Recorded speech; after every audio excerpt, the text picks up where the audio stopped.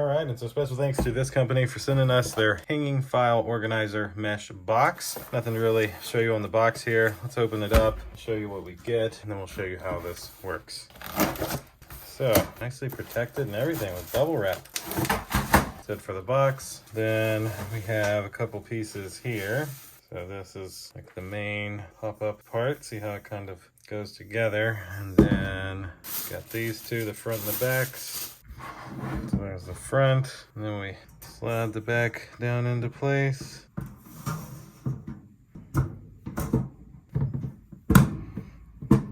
Bingo. And there you go. It's all together. You have feet here on the bottom, nice handles on the side, and you can organize your files right down in here. There's of course also this, gives you a little bit of a step-by-step instruction of how to put it together like I just did. So that should do it for this hanging file organizer mesh box. Thanks again to this company for sending it to me. Thank you all for watching. We'll see you in the next one. Deuces.